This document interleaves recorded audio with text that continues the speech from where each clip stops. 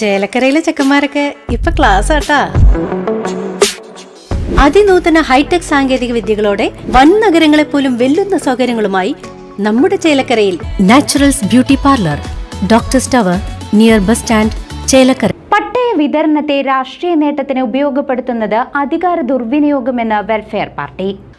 1990 അവസാനമായിട്ട് വനഭൂമി പട്ടയാപേക്ഷകളിൽ സർവേ പൂർത്തീകരിച്ച് സംസ്ഥാന സർക്കാർ കേന്ദ്ര സർക്കാരിന് നൽകിയത്.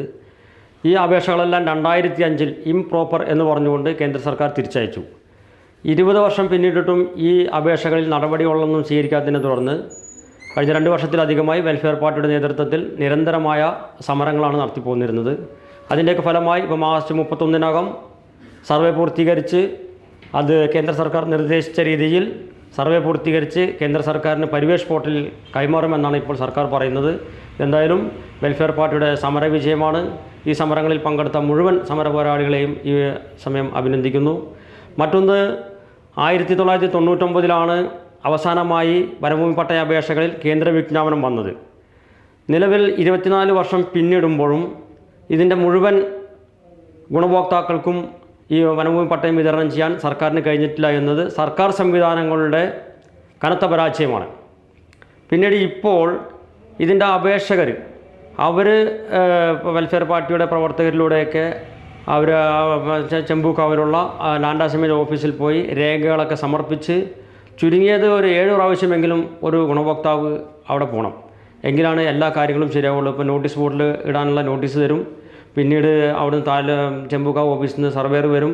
അത് കഴിഞ്ഞാൽ തഹസിൽദാർ വരും. ഇങ്ങനെ ഒട്ടനവധി നടപടിക്രമങ്ങൾ പൂർത്തീകരിച്ചതിന് ശേഷവും പട്ടയമേളയിലെ നൽകാൻ ഉത്തരവുള്ളൂ എന്ന് പറയുന്നത് തികഞ്ഞ അധികാര ദുർവിനിയോഗമാണ്, അവകാശ ലംഘനമാണ്. നിലവിൽ അങ്ങനെ പട്ടയമേളയിൽ പട്ടയം കൊടുക്കാവൂ എന്നൊന്നൊരു നിയമവുമില്ല.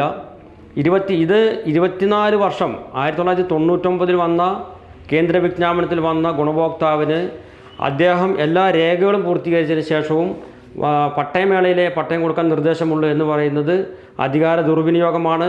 ഇത് രാഷ്ട്രീയ നേട്ടത്തിന് വേണ്ടി ഈ പട്ടയ വിഷയത്തെ സർക്കാർ ഉപയോഗപ്പെടുത്തിയാണ്. അതിനെതിരെ അതിശക്തമായ സമര പോരാട്ടങ്ങൾ വെൽഫെയർ പാർട്ടിയുടെ നേതൃത്വത്തിൽ വരും ദിവസങ്ങളിൽ ഉണ്ടാകും എന്ന് അറിയിക്കുന്നു. ഇപ്പോൾ മറ്റൊന്നുകൂടി സർക്കാർ പറഞ്ഞിട്ടുണ്ട്. ഇതാണ് തലപ്പള്ളി താലൂക്കിലുള്ള വനഭൂമി പട്ടയാപേക്ഷകരുടെ ലിസ്റ്റാണ്. കേന്ദ്ര വിജ്ഞാപനം വന്ന ലിസ്റ്റാണ്.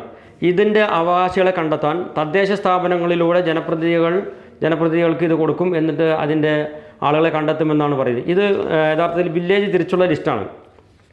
എളനാട് വില്ലേജ്, വെന്നൂർ വില്ലേജ്, അങ്ങനെ വില്ലേജ് തിരിച്ചുള്ള ലിസ്റ്റാണിത്. ഇത് വില്ലേജ് ഓഫീസർക്ക് കൊടുത്തു കഴിഞ്ഞാൽ 2 ദിവസം കൊണ്ട് പരിഹരിക്കാവുന്നൊരു പ്രശ്നമാണ് ഇത്രയും കാലമായിട്ട് പരിഹരിക്കപ്പെടാതിരിക്കുന്നത് എന്നത് നമ്മൾ മനസ്സിലാക്കേണ്ടതുണ്ട്. മറ്റൊരു വിഷയം വന്യമൃഗശല്യവുമായി ബന്ധപ്പെട്ടുകൊണ്ടാണ്. ഇപ്പോൾ വെൽഫെയർ പാർട്ടിയുടെ ചേലക്കര നിയോജക മണ്ഡലത്തിൽ വെൽഫെയർ പാർട്ടിയുടെ നിരന്തരമായ സമരങ്ങളെ തുടർന്ന് ഇവിടെ തൂന്നൂർക്കര മണ്ണാത്തിപ്പാറ മുതൽ തിരുമണി വരെ സോളാർ ഫെൻസിങ് ആരംഭിച്ചിട്ടുണ്ട്. പക്ഷേ അതുകൊണ്ടൊന്നും പരിഹരിക്കാവുന്ന ഒരു പ്രശ്നമല്ല ഇപ്പോൾ നിലവിൽ ഇവിടെ കർഷകർ നേരിട്ടുകൊണ്ടിരിക്കുന്നത്. ഇത് ഓരോ പഞ്ചായത്തിലും വിദഗ്ധ സമിതി രൂപീകരിച്ച് അതിൽ കർഷകരെയും വിദഗ്ധരെയും ഒക്കെ ഉൾപ്പെടുത്തിക്കൊണ്ട് ഓരോ പ്രദേശത്തും ഓരോ വിഷയങ്ങളായിരിക്കാം. ഇപ്പോൾ വയനാടുള്ളൊരു വിഷയമല്ല ഇപ്പോൾ നമ്മുടെ എളനാടുണ്ടാവുക. അപ്പോൾ അത്തരത്തിൽ ഓരോ പ്രദേശത്തെയും വിഷയങ്ങൾ മനസ്സിലാക്കിക്കൊണ്ട് അതിന് വേണ്ട നടപടികൾ സ്വീകരിക്കണം. ഇപ്പോൾ മയിൽ, മലയണ്ണാൻ, കുരങ്ങൻ പോലുള്ള വന്യജീവികളെയൊക്കെ ഒന്നും ഈ സോളാർ ഫെൻസിങ്ങിലൂടെ നമുക്ക് പ്രതിരോധിക്കാൻ കഴിയില്ല. അപ്പോൾ ഇതിനെയൊക്കെ പിടികൂടി കൂട്ടിലടയ്ക്കാനുള്ള സംവിധാനം കൂടി കൊണ്ടുവരണം. അഭിവാദ്യങ്ങൾ.